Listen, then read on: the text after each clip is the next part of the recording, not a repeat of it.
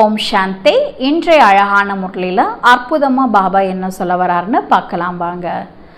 ஆத்மா அப்படிங்கிறது கடைசி நேரத்தில் யாரை நினைவு செய்தோ அங்கேயே ஜென்மம் அமையும் அப்படிங்கிறத லௌகீக வாழ்க்கையில் கூட நிறைய விஷயங்களை நிரூபிச்சிருக்காங்க. அதாவது கங்கையிலிருந்து தண்ணி எடுத்துகிட்டு வந்து அவங்களுடைய வாயில் கொடுக்கறதும், அடுத்தது பார்த்துட்டிங்கன்னா கடைசி நேரத்தில் கிருஷ்ணரை நினைவு செய்யுங்க அப்படின்னு சொல்கிறதும்.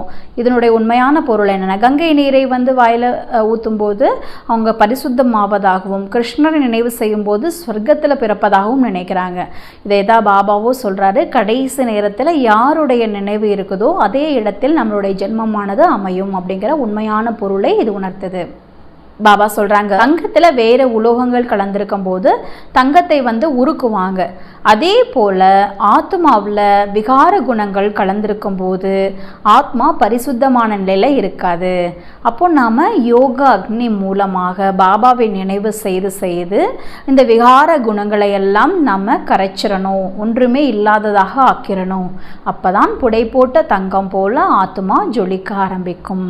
ஆத்மாவில் இருக்கக்கூடிய தூய்மையும் சக்தியும் பிரதிபலிக்க ஆரம்பிக்கும்னு பாபா சொல்றாங்க. அடுத்தது, நாம் ஒவ்வொரு ஆத்மாவையும் 2 புருவ மத்தியில் ஆத்மாவினுடைய சிம்மாசனம் இருப்பிடத்தில் இருந்து நம்ம பார்க்கணும்னு பாபா சொல்றாங்க. ஏன்னா நம்ம யாருடைய தேகத்தையும் பார்க்கக்கூடாது.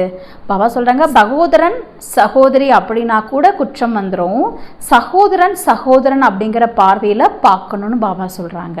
அப்போது ஆத்மா எந்த அளவுக்கு பரிசுத்தமாகுதோ அந்த அளவுக்கு சத்யுகத்தில் அழகான சரீரம் கூட கிடைக்குன்னு சொல்கிறாங்க. வாங்க இன்றைய முரளியை விரிவாக கேட்கலாம். ஓம் சாந்தி. 28/5/2024 காலை முரளி பாப் தாதா மதுபன். தலைப்பு: இனிமையான குழந்தைகளே, பாபா அனைத்து சம்பந்தங்களின் அன்பினுடைய சாக்ரீன், அதாவது இனிமையானவர். ஒரே இனிமையான பிரிய தர்ஷனனை நினைத்தால் புத்தி அனைத்து பக்கங்களிலிருந்தும் விலகி போய்விடும். கேள்வி: கர்மாத்தீத் ஆவதற்கான எளிய முயற்சி அல்லது யுக்தி என்ன? பதில்: சகோதரன் என்ற பார்வையை உறுதியாக்குவதற்கான முயற்சி செய்யுங்கள். புத்தியில் ஒரு பாபாவை தவிர மற்ற அனைத்தையும் மறந்து விடுங்கள். எந்த ஒரு தேகதாரியின் சம்பந்தமும் நினைவில் வராமல் இருக்கும்போதுதான் கர்மாத்தீத் ஆகலாம். தன்னை ஆத்மா, சகோதரன் என உணர்வதுதான் முயற்சியினுடைய குறிக்கோள் ஆகும்.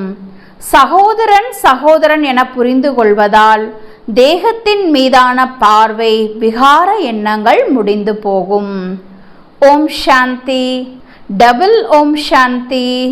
எப்படி டபுள் என்பது குழந்தைகளாகிய உங்களுடைய புத்தியில் இருக்கிறது. தந்தை கூட குழந்தைகளுக்காகத்தான் புரிய வைக்கின்றார். முதலில் தந்தையின் மீது நிச்சயம் இருக்க வேண்டும். ஏனென்றால் இவர் தந்தையாகவும் டீச்சராகவும் குருவாகவும் இருக்கின்றார். லௌகீக முறையில் தனித்தனியாக இருக்கின்றார்கள். இளமை பருவத்தில் ஆசிரியர் படிக்க வைப்பார். 60 வயதிற்கு பிறகு குருவிடம் செல்கின்றன. இவர் வரும்பொழுது 3 ரூபத்திலும் சேர்ந்து சேவை செய்கிறார். சிறியவர்கள் பெரியவர்கள் அனைவரும் படிக்க முடியும் என கூறுகின்றார்கள். குழந்தைகளின் மூளை நன்கு புத்துணர்வுடன் இருக்கின்றது.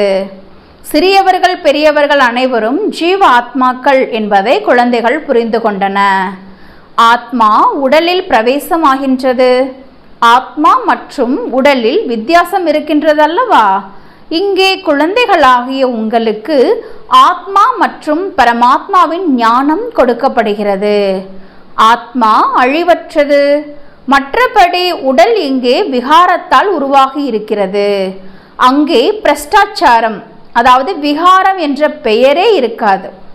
எங்கே? சத்யுகத்தில். உலகம் சம்பூர்ண நிர்விகார உலகம் என போற்றப்பட்டிருக்கிறது. ஸ்ரேஷ்டாச்சாரம் அதாவது மிக உயர்ந்த நிலை மற்றும் பிரஷ்டாச்சாரம் மிக மோசமான நிலை என்ற வார்த்தைகள் உள்ளதல்லவா? இது அனைத்து விஷயங்களையும் பாபா தான் புரிய வைக்கின்றார். ஆத்மாக்களாகிய நம்முடைய தந்தை நம்மை படிக்க வைக்கின்றார் என்ற உறுதியான நிச்சயம் குழந்தைகளுக்கு ஏற்பட வேண்டும். தந்தை புருஷோத்தம சங்கம யுகத்தில் தான் வருகின்றார். இதன் மூலம் கீழான நிலையிலிருந்து புருஷோத்தமர்களாக மாறுகின்றார் என்பது தெளிவாகின்றது. இந்த உலகம்தான் கீழான தமோ பிரதானமாக இருக்கின்றது. இது பயங்கரமான நரகம் என்று கூறப்படுகிறது. இப்போது நாம் திரும்பி போக வேண்டும். ஆகையால் தன்னை ஆத்மா என உணருங்கள். தந்தை அழைத்து செல்வதற்காக வந்திருக்கின்றார். நாம் சகோதரன் சகோதரன் என்ற உறுதியான நிச்சயத்தை ஏற்படுத்தி கொள்ளுங்கள். இந்த தேகமோ இருக்கவே இருக்காது. பிறகு விகார பார்வை முடிந்துவிடும். இது மிகப்பெரிய குறிக்கோள். இந்த குறிக்கோளை மிகவும் சிலரே அடைகின்றன. கடினம் இருக்கிறது. கடைசியில் எந்த ஒரு பொருளும் நினைவில் வரக்கூடாது. இதற்கு கர்மாத்தீத் நிலை என்று பெயர். இந்த தேகம் கூட அழியக்கூடியது. இதிலிருந்து பற்றை நீக்குங்கள். பழைய சம்பந்தத்தில் பற்று வைக்காதீர்கள். இப்போது புதிய சம்பந்தத்தில் போக வேண்டும். கணவன் மனைவி என்ற பழைய அசுர சம்பந்தம் எவ்வளவு சீச்சியாக இருக்கிறது. தன்னை ஆத்மா என உணருங்கள் என பாபா கூறுகின்றார். இப்போது திரும்ப வேண்டும். ஆத்மா என உணர்ந்து கொண்டே இருந்தால் சரீர உணர்வு இருக்காது. கணவன் மனைவி என்ற ஈர்ப்பு விலகி போய்விடும். கடைசி காலத்தில் மனைவியை நினைத்து இந்த சிந்தனையில் இருந்தால், பாபா சொல்றாங்க, கடைசி நேரத்துல மனைவியை நினைத்து இறந்தால் என்ன ஆகும்? கடைசியில அவங்க எங்க ஜென்மா எடுத்திருக்காங்களோ அங்கேயே போய் எடுக்க வேண்டிய சூழ்நிலை வரும். அதைத்தான் பாபா சொல்றாரு என எழுதப்பட்டிருக்கிறது. ஆகையால் கடைசி காலத்தில் வாயில் கங்கை நீர் இருக்க வேண்டும். கிருஷ்ணரின் நினைவு இருக்க வேண்டும் என கூறுகிறார்கள். அதாவது கடைசி நேரத்தில் நம்ம யாரை நினைக்கிறோமோ அங்கேயே போய் ஜென்மம் எடுப்போம். இங்கே பாருங்க, கடைசி காலத்தில் கங்கை நீர் இருந்தால் நம்ம பரிசுத்தமாகும், கிருஷ்ணரை நினைச்சா நம்ம ஸ்வர்க்கத்துக்கு போவோம்னு நினைக்கிறாங்க. இதைத்தான் பாபா அழகா சொல்றாரு. அந்துமதி சௌகதி, உங்களுடைய கடைசி நிலத்தில் என்ன நினைக்கிறீங்களோ அங்கேயே உங்களுடைய பிறவியானது அமையும் சொல்றாரு. பக்தி மார்க்கத்தில் கிருஷ்ணரின் நினைவு இருக்கிறது. கிருஷ்ண பகவான் வாக்கு என கூறிவிடுகின்றன. இங்கேயோ தேகத்தை கூட நினைக்க கூடாது என பாபா கூறுகின்றார். தன்னை ஆத்மா என உணருங்கள். மற்ற அனைத்திலிருந்தும் மனதை விளக்குங்கள். அனைத்து சம்பந்தங்களின் அன்பு ஒருவருக்குள் ஒருவர் சாக்கரின் போல ஆகிவிடுகிறது. அனைவருக்கும் இனிமையானவர் மற்றும் அனைவருக்கும் பிரியமானவர் பிரியதர்ஷன் ஒருவர்தான். ஆனால் பக்தி மார்க்கத்தில் எத்தனை பெயர்கள் வைத்திருக்கின்றன. பக்தி மிகவும் விஸ்தாரமாக இருக்கிறது. யாகம், தவம், தானம், தீர்த்த யாத்திரைகள், விரதம் இருத்தல், சாஸ்திரங்கள் படித்தல், இவை அனைத்தும் பக்தியினுடைய விஷயங்கள். ஞான விஷயங்கள் எதுவும் இல்லை. இது கூட புரிய வைப்பதற்காகவே நீங்கள் குறிப்பிடுகின்றீர்கள். மற்றபடி உங்களுடைய, அதாவது எழுதி வைத்த காகிதம் போன்றவை எதுவும் இருக்காது. குழந்தைகளே, நீங்கள் சாந்தி தாமத்திலிருந்து வந்தீர்கள், அமைதியாக இருந்தீர்கள் என பாபா புரிய வைக்கின்றார். சாந்தியின் கடலிடம் சாந்தி தூய்மையினுடைய சொத்தை அடைகின்றீர்கள். அதாவது பாபா கிட்ட இருந்து சாந்தி, தூய்மை, அதாவது நம்மளுடைய பிறப்புரிமை, இதை நம்ம அடைந்துட்டு இருக்கோம்னு பாபா சொல்றாரு. இப்போது நீங்கள் ஆஸ்தியை அடைந்து கொண்டிருக்கிறீர்கள் அல்லவா, ஞானம் கூட எடுத்து கொண்டிருக்கிறீர்கள். பதவி, உயர்ந்த நிலை எதிரில் இருக்கிறது. இந்த ஞானத்தை பாபாவை தவிர வேறு யாரும் கொடுக்க முடியாது. இது ஆன்மீக ஞானம். ஆன்மீக தந்தை ஆன்மீக ஞானத்தை கொடுப்பதற்காக ஒரு முறைதான் வருகின்றார். அவரைத்தான் பத்தீத்த பாவனன் என்கின்றார்கள். அதிகாலையில் குழந்தைகளுக்கு ட்ரில் செய்ய வைக்கின்றார். உண்மையில் இதை ட்ரில் என்று சொல்லக்கூடாது. குழந்தைகளே, தன்னை ஆத்மா என்று உணர்ந்து என்னை நினையுங்கள் என்றுதான் பாபா கூறுகின்றார். எவ்வளவு எளிதாக இருக்கின்றது. நீங்கள் ஆத்மா அல்லவா? எங்கிருந்து வந்தீர்கள்? பரந்தாமத்திலிருந்து. இது போன்று வேறு யாரும் கேட்க மாட்டார்கள். குழந்தைகளே, பரந்தாமத்திலிருந்து வந்திருக்கிறீர்கள் அல்லவா? இந்த உடலில் நடிப்பதற்காக என பரலௌகிக தந்தைதான் குழந்தைகளிடம் கேட்கின்றார். தனது பாகத்தை நடித்து நடித்து இந்த நாடகம் முடிவடைய போகிறது.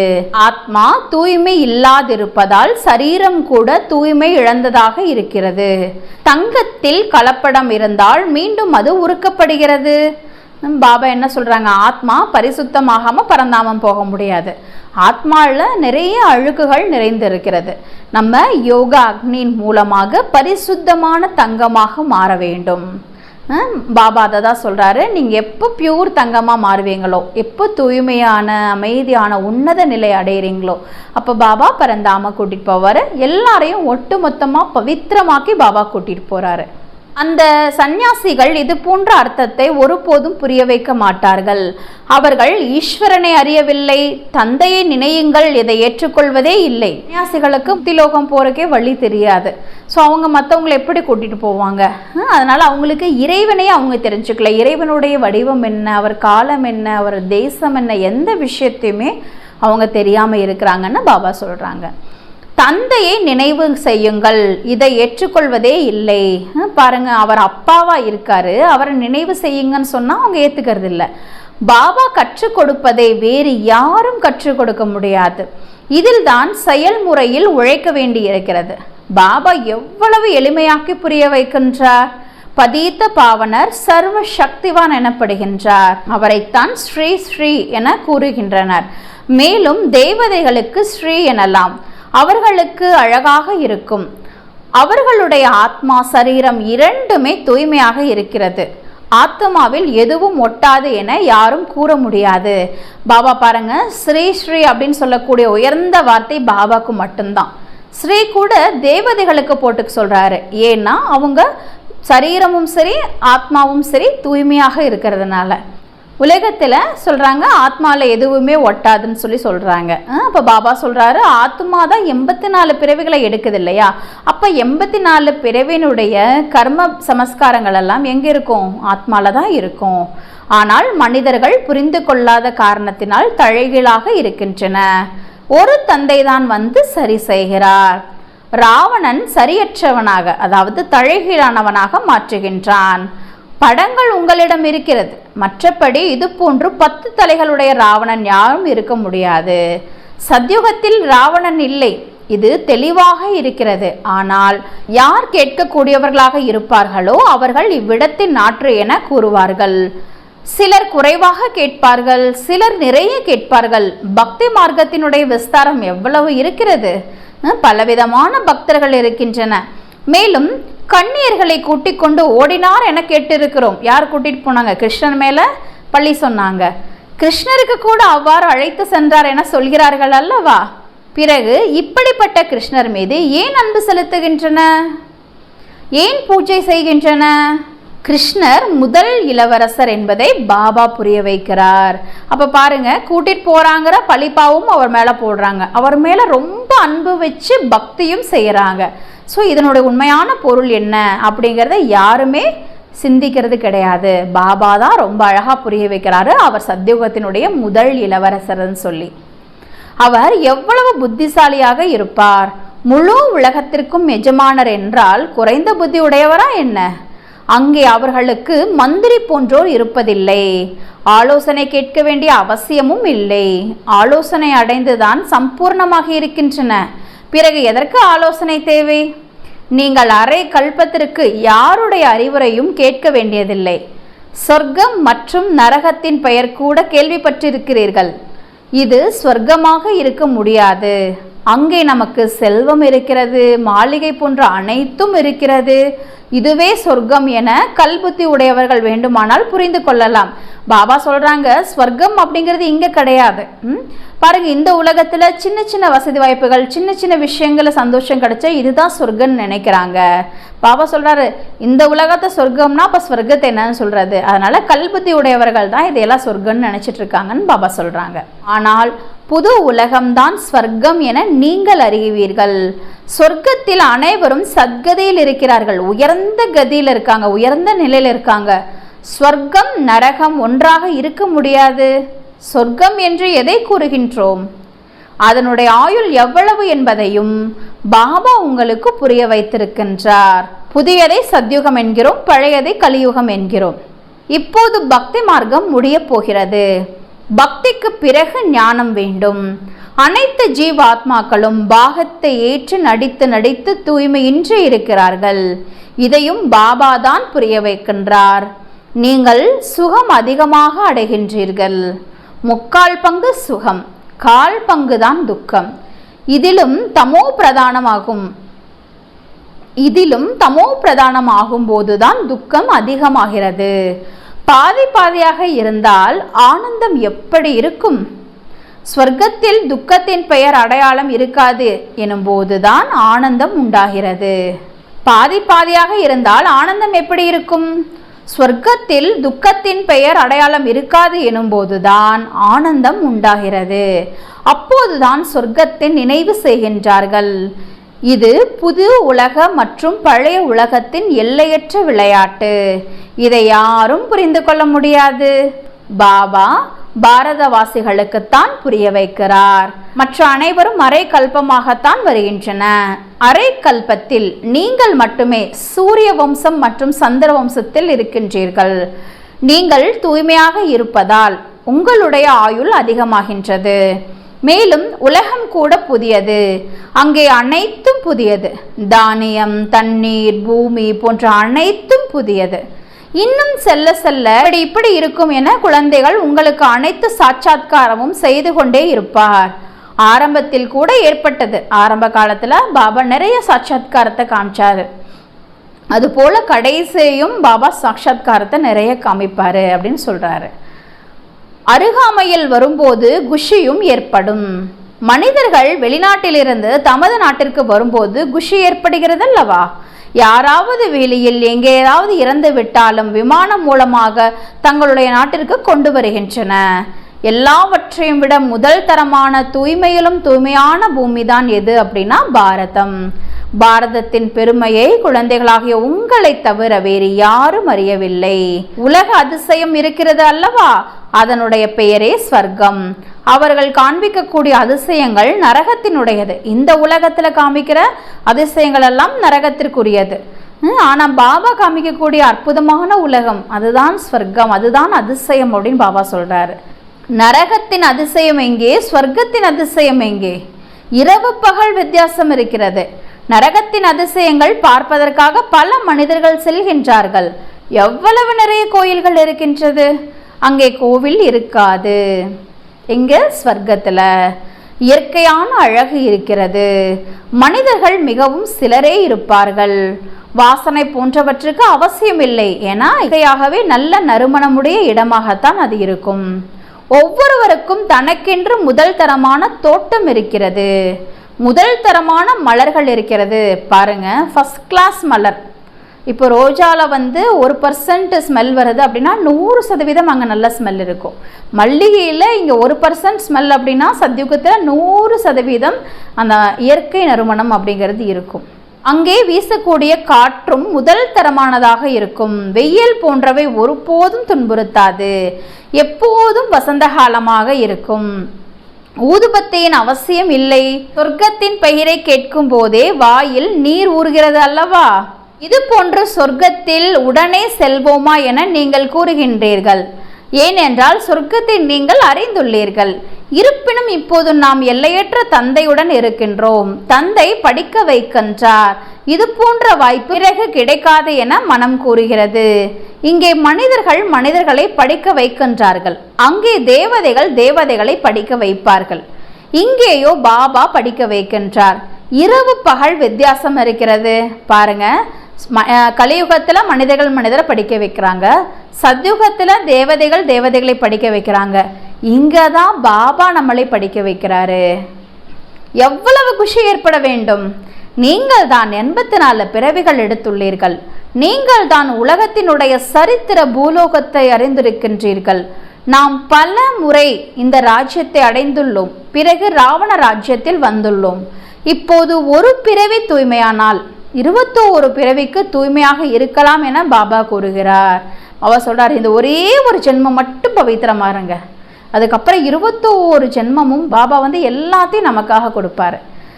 ஏன் ஆகக்கூடாது? இந்த ஒரு பிறவி தூய்மையாக ஆகலாம் இல்லையா? ஆனால் மாயா இப்படிப்பட்டது. சகோதரன் சகோதரி என்பதில் கூட பயனில்லை. அரைகுறையாக இருக்கின்றார்கள். தன்னை ஆத்துமா என புரிந்து கொண்டு சகோதரன் சகோதரன் என உணரும் போதுதான் நன்மை ஏற்படுகிறது. தேக உணர்வு விலகும். இதுவே முயற்சி. மிகவும் எளிமையாக இருக்கிறது. யாருக்காவது மிக கடினமாக இருக்கிறது என கூறினால் அவருடைய மனம் விலகி போய்விடும். ஆகையால் அதன் பெயரே சகஜ நினைவு. ஞானம் கூட சகஜமானது, அதாவது ஈஸியானதுன்னு பாபா சொல்றாரு. 84 பிறவியின் சக்கரத்தை அறிந்து கொள்ள வேண்டும். முதலில் பாபாவின் அறிமுகத்தை கொடுக்க வேண்டும். பாபாவின் நினைவினால் தான் ஆத்மாவினுடைய துரு நீங்கும். தூய்மையான, அதாவது புனிதமான உலகத்தின் ஆஸ்தியை அடைவார்கள். முதலில் பாபாவை நினையுங்கள். பாரதத்தின் பழமையான யோகம் என்கிறார்கள். இதன் மூலம் பாரதத்திற்கு விஸ்வத்தினுடைய ராஜ்ய பதவி கிடைக்கிறது. பழமை என்றால் எத்தனை வருடங்களானது? லட்சக்கணக்கான வருடங்கள் என்கிறார்கள். 5000 வருடம் என நீங்கள் அறிவீர்கள்.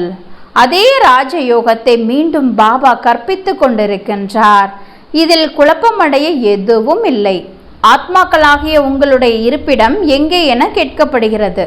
நம்முடைய இருப்பிடம் புருவ மத்தி என கூறுவார்கள். எனவே ஆத்மாவை தான் பார்க்க வேண்டும். இந்த ஞானம் இப்போது உங்களுக்கு கிடைத்திருக்கிறது. பிறகு அங்கே ஞானத்தின் அவசியம் இருக்காது சத்யுகத்துல. இப்போ பாபா இந்த ஞானத்தை கொடுத்துருக்காரு, ஆத்மாவை தான் பார்க்கணும்னு சொல்லிட்டு. அப்ப நம்ம யாரை பார்த்தாலும் அந்த உடலை பார்க்க கூடாது. 2 புருவங்களுக்கும் மத்தியில் இருக்கிற ஆத்மாவை தான் பார்க்கணும்னு பாபா சொல்றாங்க. முக்தி ஜீவன் முக்தி பெற்றுவிட்டால் முடிந்தது. முக்தியில் இருப்பவர் கூட தனது நேரத்தில் ஜீவன் முக்தியில் சுகம் பெறுவார்கள். அதாவது சத்யுகத்தில் ஃபர்ஸ்ட்ல வரவங்க வருவாங்க, செகண்ட்ல வரவங்க வருவாங்க, 7வது பிறவியில் வரவங்க வருவாங்க. ஸோ இந்த மாதிரி ஒவ்வொரு பிறவியிலையும் யாராருக்கு எப்பப்போ பாட்டு இருக்குதோ அப்பப்போ அவங்களுடைய பாகத்தை நடிப்பாங்கன்னு பாபா சொல்றாரு. அது வரைக்கும் அவங்க எல்லாருமே முக்தி நிலையில தான் இருப்பாங்க. அனைவரும் முக்தி வழியாக ஜீவன் முக்தியில் வருவார்கள். இங்கிருந்து சாந்தி தாமத்திற்கு செல்வார்கள். வேறு உலகம் எதுவும் இல்லை. நாடகப்படி அனைவரும் திரும்பி போக வேண்டும். விநாசத்திற்கான ஏற்பாடுகள் நடந்து கொண்டிருக்கிறது. இவ்வளவு செலவு செய்து அணுகுண்டுகளை தயாரிக்கிறார்கள் என்றால் சும்மா வைப்பதற்காக செய்ய மாட்டார்கள். வெடிகுண்டுகளே விநாசத்திற்காகத்தான். சத்யுகம் திரேதா யுகத்தில் இந்த பொருட்கள் இருக்காது. இப்போது 84 பிறவிகள் முடிவடைந்து விட்டது. நாம் இந்த உடலை விட்டுவிட்டு வீட்டிற்கு திரும்புவோம். தீபாவளி அன்று அனைவரும் புது புது நல்ல நல்ல ஆடைகளை அணிகின்றனர் அல்லவா? ஆத்மாக்களாகிய நீங்களே புதிதாகின்றீர்கள். இது எல்லையற்ற விஷயம். ஆத்மா தூய்மை ஆவதால் சரீரம் கூட முதல் தரமானதாக கிடைக்கிறது. இந்த நேரத்தில் செயற்கையாக அழகுபடுத்திக் கொள்கிறார்கள்.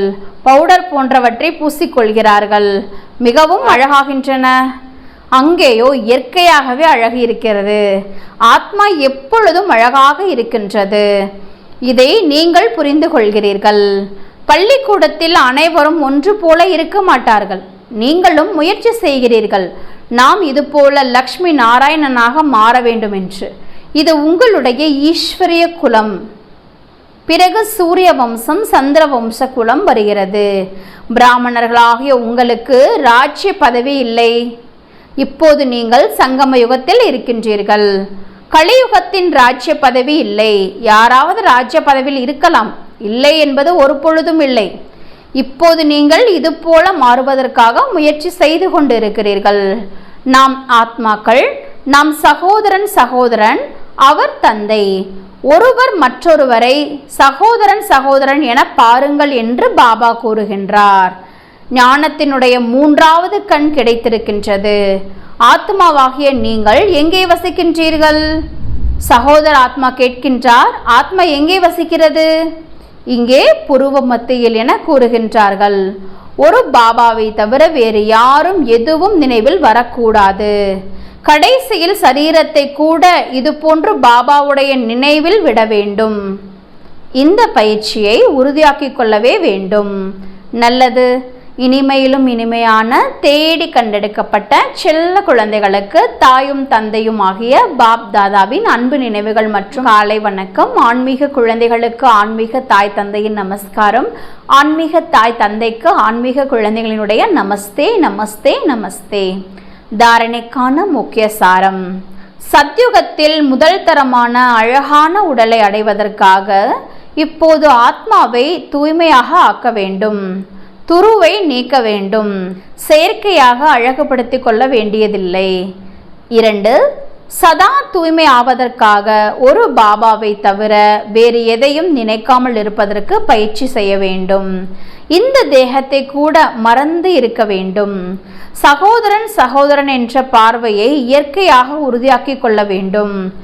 வரதானம்: நல்ல ஆசை மற்றும் நல் விருப்பங்களின் ஒத்துழைப்பால் ஆத்மாக்களை மாற்றுபவராகி முழுமையாக வெற்றி பெறக்கூடியவர் ஆகுக. எந்த ஒரு செயலையும் பிராமணர்கள் குழுவாகி தனது நல் ஆசை மற்றும் நல் விருப்பம் எனும் ஒத்துழைப்பு தருவதால் வாயுமண்டலம் கோட்டையாகிறது. இதுவே ஆத்மாக்களை மாற்றவல்லது. 5 விரல்கள் இணைவதால் எவ்வளவு பெரிய செயலும் சுலபமாவது போன்று ஒவ்வொரு பிராமணரின் ஒத்துழைப்பு சேவையில் முழு வெற்றி பெற செய்கிறது. ஒத்துழைப்பின் பயனே வெற்றியாகும். ஸ்லோகன்: ஒவ்வொரு அடியிலும் பன்மடங்கு வருமானம் சேர்ப்பவரே அனைவரிலும் மிகப்பெரிய செல்வந்தர் ஆவார். ஓம் சாந்தி.